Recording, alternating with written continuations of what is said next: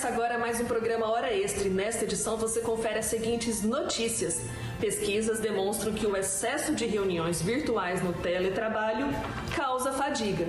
A maternidade continua sendo um entrave para que mulheres assumam cargos de chefia. E no bloco de entrevistas, Catherine Scartesini, assessora-chefe de gestão socioambiental do Superior Tribunal de Justiça, fala sobre práticas sustentáveis no Poder Judiciário. O Hora Extra está no ar.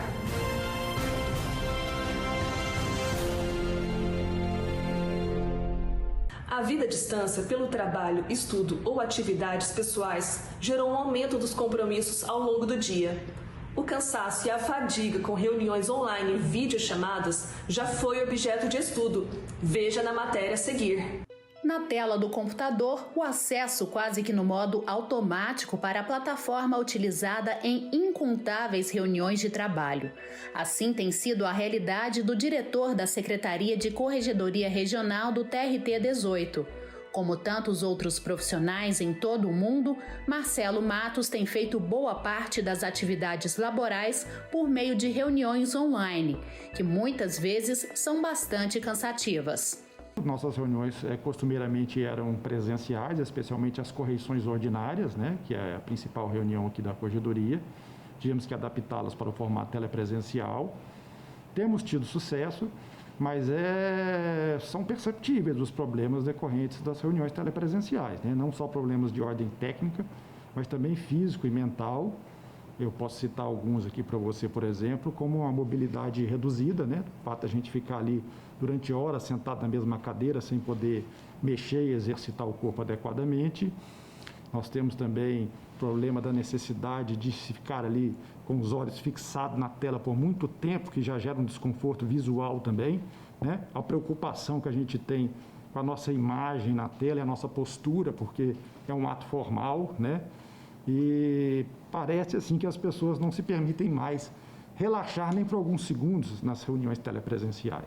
Marcelo explica que todos esses problemas ficam ainda mais evidentes quando as reuniões são muito longas. Em mais de um ano de pandemia, ele teve algumas experiências que marcaram por terem exigido um esforço além do normal. Bom, eu participo muito das correições ordinárias no formato telepresencial, como eu te falei, ela tem geralmente uma duração estimada de 2 horas, Mas tem outras reuniões de trabalho promovidas pela administração do tribunal, reuniões estratégicas, E algumas delas já superaram, sim, um prazo de 3 horas, quase 4 horas. Me lembro de uma que durou 3 horas e meia, 3 horas e 40, e a reunião passa a ser um pouco cansativa, Eu acho que depois de um determinado tempo, a capacidade de você absorver o conhecimento e aquilo que é colocado na reunião fica um pouco prejudicada por causa desse cansaço, O cansaço físico e o cansaço mental.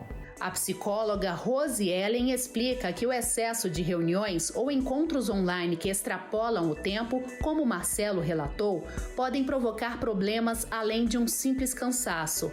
A saúde mental dos profissionais está em xeque. Já existe até um alerta para um novo tipo de transtorno. Olha, é tão interessante isso que o Laboratório de Interação Social da Universidade de Stanford identificou um novo fenômeno chamado de fadiga do Zoom. O que pode ocasionar? É um aumento do nível de ansiedade, porque nós ficamos muito mais preocupados com quem está nos vendo, Quem está ali do outro lado, as janelas ficam todas abertas, geralmente, E aí a gente tem a impressão que está sendo muito mais observado. É um fenômeno que se assemelha ao do ator que está em cima do palco, Ele tem essa intenção, essa impressão de que está sendo o tempo todo observado.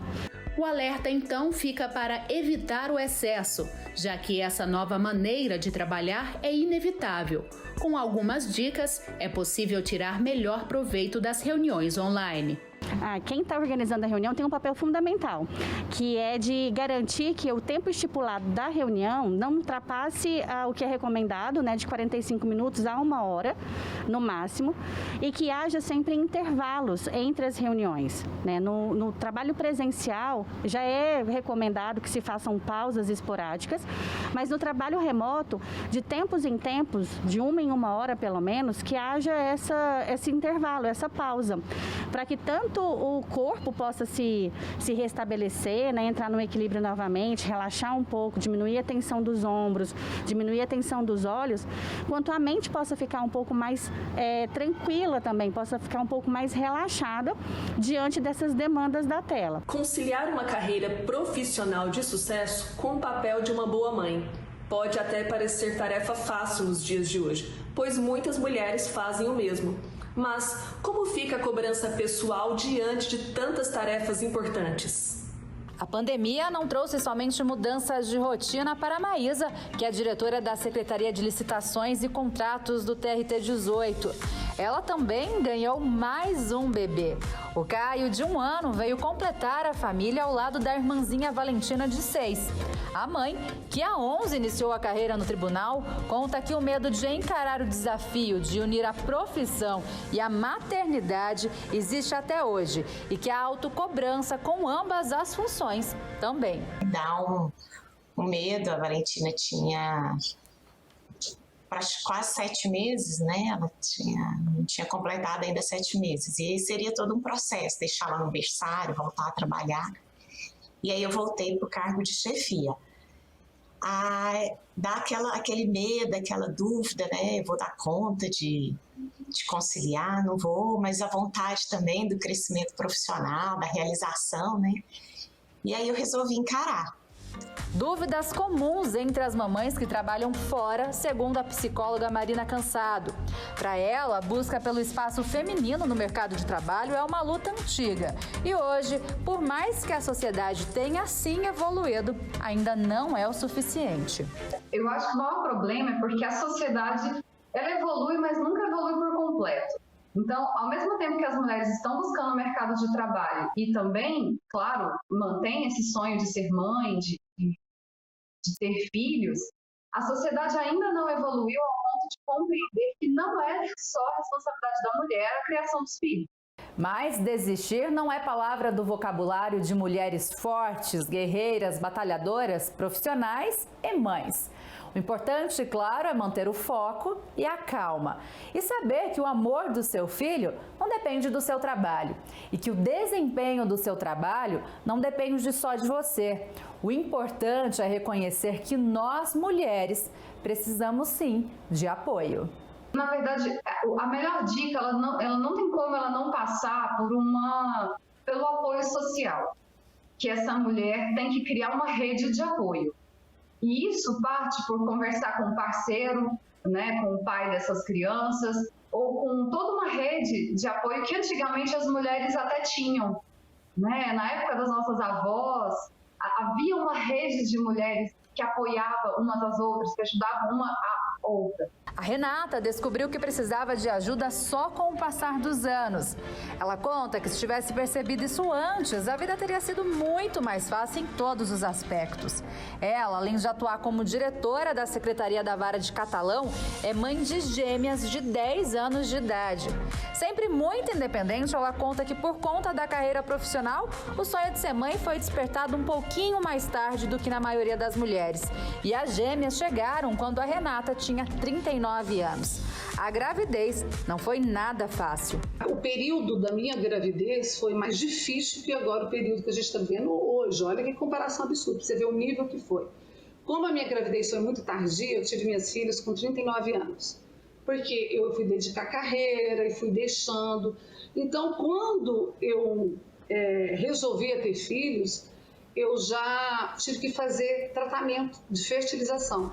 Hoje, ela acredita que encara as dificuldades de maneira muito mais leve e conta que concilia a vida profissional com a maternidade tranquilamente. Afinal, ela descobriu e aceitou que também depende de outras pessoas. A partir do momento que você entende que você é limitado, que você depende das pessoas, você cria um espírito humilde. A questão da humildade, eu entendo que ela é algo interno, ela não é roupagem, não é aquilo que você demonstra no exterior, é algo mais do seu íntimo. E a humildade é entender que você não é o faz tudo, você não dá conta de fazer nada sozinho, você depende das pessoas. A humildade e a leveza de ser da Renata, como a forma que encara a vida, pode também ser mantida dentro do tribunal. O juiz da Vara de Catalão ressalta que não vê somente nela, mas em todas as outras servidoras que também são mamães, qualidades de gestos que só essa dádiva concede às escolhidas. Eu nunca vi nenhum problema assim que pudesse dificultar a Renata exercer esse cargo de gestão em razão de ter essas duas meninas, né? Essas duas filhas.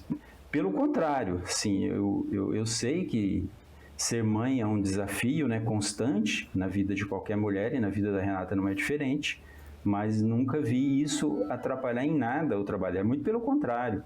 Eu acho que essa condição de mãe da Renata, não só da Renata, das outras servidoras da Vara também, que nós também temos outras servidoras que são mães, inclusive mais recentes. Essa condição de ser mãe, ela acaba por beneficiar a servidora a longo prazo, especialmente a que exerce cargo de gestão, como é o caso da Renata. E no próximo bloco, Kathleen Scartesini, assessora-chefe de gestão socioambiental do STJ, fala sobre práticas sustentáveis no Poder Judiciário. Voltamos já.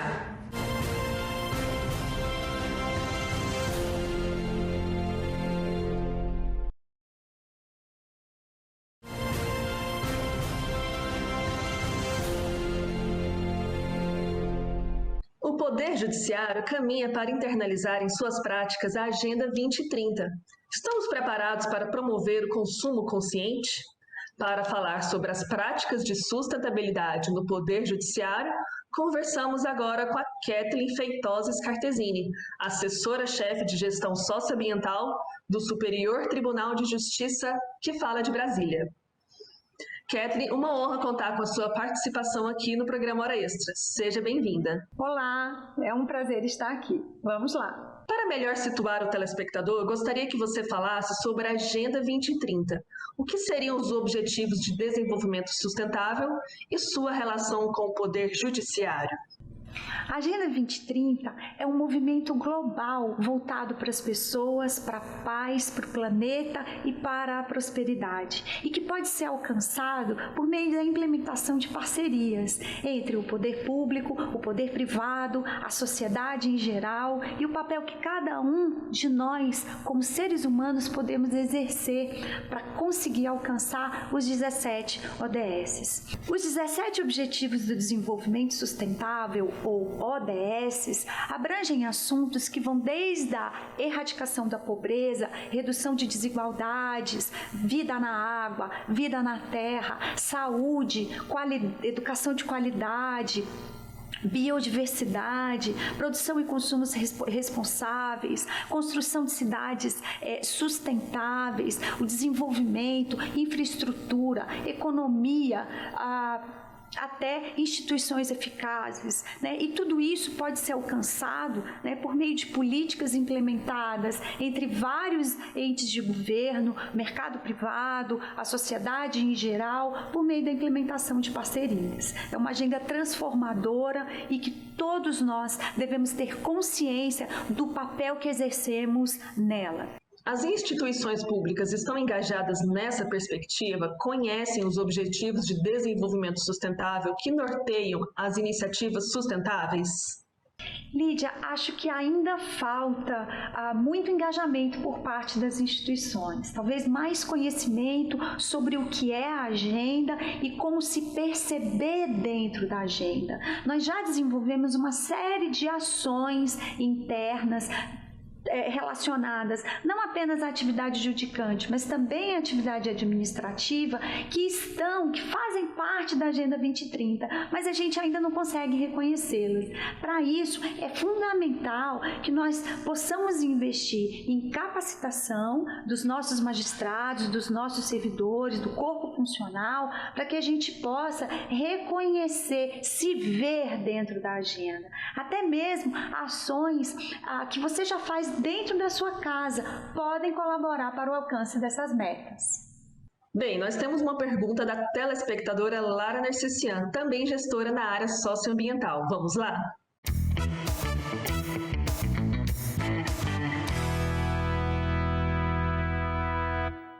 Olá, Kathleen. É um prazer participar com você dessa entrevista. Você falou em uma de suas palestras que sustentabilidade não é apenas poupar árvores. O que esse conceito nos traz no mundo de hoje? Quando eu me referi a isso, foi querendo passar para o nosso aluno ou para o nosso telespectador que o conceito de sustentabilidade ele não pode ter um olhar direcionado apenas para o aspecto ambiental que compõe o termo. Outras dimensões devem ser consideradas, como a dimensão ambiental, econômica, social, cultural, ética, né? E devemos considerar também outras questões previdenciárias, tributárias, jurídico-políticas. Então, essa diversidade, essa variedade de prismas compõe um conceito mais amplo de sustentabilidade, né? E aí eu gosto sempre de dar um exemplo que talvez expresse de forma mais didática visualmente para que as pessoas possam entender, né, a transversalidade desse conceito. Se você pega uma área, desmata e passa a colocar ali, despejar ali resíduos sólidos, né, sem nenhum tratamento. Aquele chorume, né, a decomposição daquele material, ele vai com certeza penetrar no solo, né, contaminar lençóis freáticos que podem lá na frente estar abastecendo de água uma comunidade que fatalmente ficará doente, né, precisará recorrer ao sistema público de saúde, né, que não, com certeza não terá condições de atender a todos com a qualidade que a gente deseja, né? Então, são dimensões que interagem entre si, são como os ODS, eles são integrados, são indivisíveis. Você não tem como olhar para as dimensões da sustentabilidade de forma separada. O nosso olhar, ele deve ser sistêmico. E no que tange a comprar e consumir de forma sustentável e gerir resíduos, existe preocupação no Poder Judiciário em garantir o cumprimento do ODS número 12? Com certeza.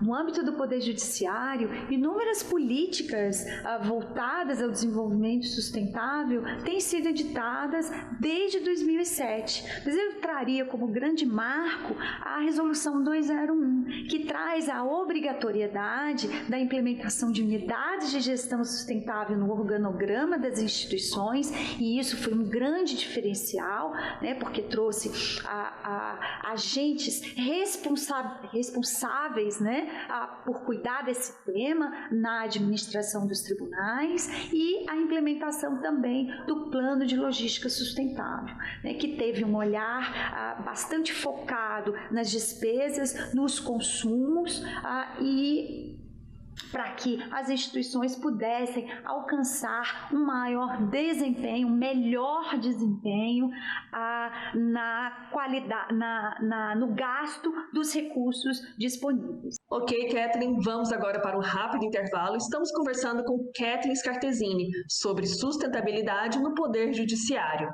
Voltamos já.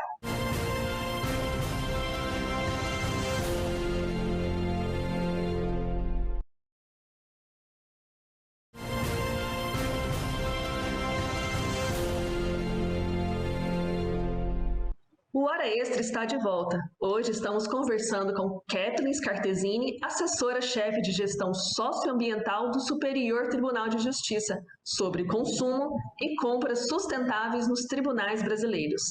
Kathleen, quais as iniciativas sustentáveis você apontaria como fundamentais para que o Poder Judiciário se torne mais eficaz e inclusivo? O Conselho Nacional de Justiça vem implementando uma série de ações desde sua criação voltada à questão dos direitos humanos. Então, políticas, por exemplo, voltadas ao enfrentamento da violência, à adoção, Pacto Nacional para a Primeira Infância, né, questões relacionadas aos egressos do sistema penal, como, por exemplo, o projeto Começar de Novo, observatórios, né, que dão um olhar mais atencioso e que envolve melhor e de forma mais comprometida toda a magistratura, né, e operadores do direito, né, para questões relacionadas à temática da inclusão, tem feito bastante diferença no nosso dia a dia e para a sociedade também. O STJ vem trabalhando também na implementação do ODS número 5, que preconiza a igualdade de gênero. O que o Judiciário tem feito para que isso aconteça? O Judiciário tem investido bastante na questão relacionada ao ODS 5, que é a igualdade de gênero. Inúmeras políticas dentro do Judiciário visam a participação institucional feminina na ocupação de cargos, na ocupação de funções comissionadas, a criação de ouvidorias especializadas no atendimento à mulher, questões de assédio, né, que hoje tem uma importância para o judiciário que, assim como em outras instituições, um dia já não teve, né? Além disso, algumas questões, como, por exemplo, a observância da questão da igualdade de gênero nas contratações públicas, já vem sendo debatidas em vários espaços, né? Aqui eu queria registrar, Lídia, a iniciativa louvável do Senado Federal, na pessoa da Ilana Trômica, a quem eu agradeço imensamente por ter começado a trabalhar esse assunto dentro do poder público, né? O Senado Federal implementou um projeto chamado 2%, no qual há uma reserva de cotas para mulheres em situação de vulnerabilidade social, em razão da violência doméstica ou familiar, e nos contratos públicos, né, ela tem essa chance de quebrar o vínculo negativo que há com o seu agressor, podendo voltar para o mercado de trabalho, podendo ter uma oportunidade de emprego, né? E aí eu trago a discussão, trago ao debate, isso já vem sendo discutido em alguns grupos de trabalho, dentro do próprio CNJ e outras instituições, a questão também da gente conseguir ampliar a questão dessas cotas para a pessoa trans. Mulher trans, o homem trans, né? Porque nunca olhamos para também esse segmento da sociedade, né? Então, as políticas inclusivas devem ter um olhar muito amplo e nós realmente precisamos fazer um trabalho interno, um trabalho de olharmos para as nossas contratações, né? Então, aqui eu já estou trabalhando com você, né? Já instigando o nosso telespectador a olhar para o ODS 12 e o ODS 5 e ver como a gente consegue trabalhar isso de forma conjunta e tentar transformar com políticas afirmativas a realidade da inclusão. E todo esse processo certamente tem estimulado inovações no Poder Judiciário. O que podemos fazer, mas ainda não conseguimos?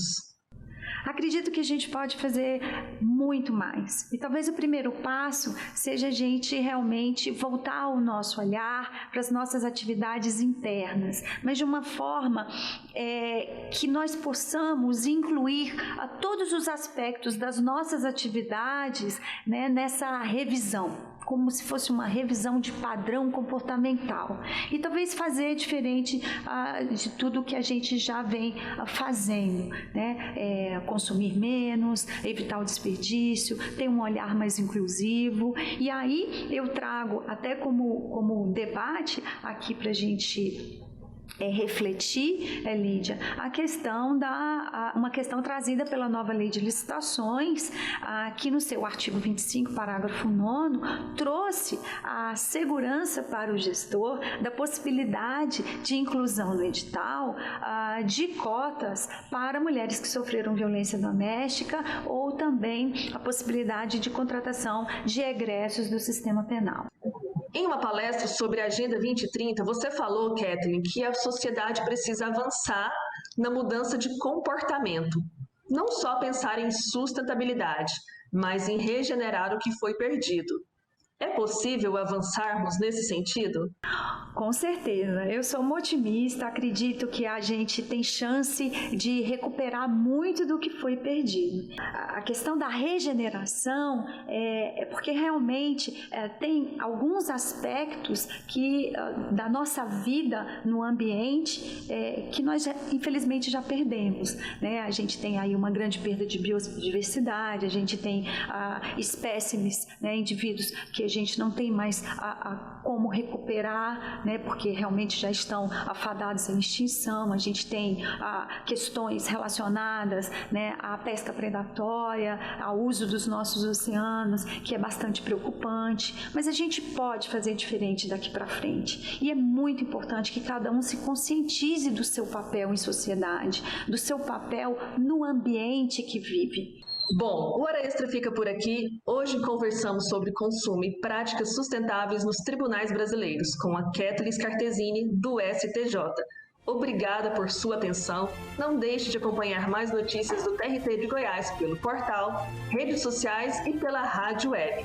Essa entrevista também estará disponível no canal do TRT no YouTube. Até a próxima semana.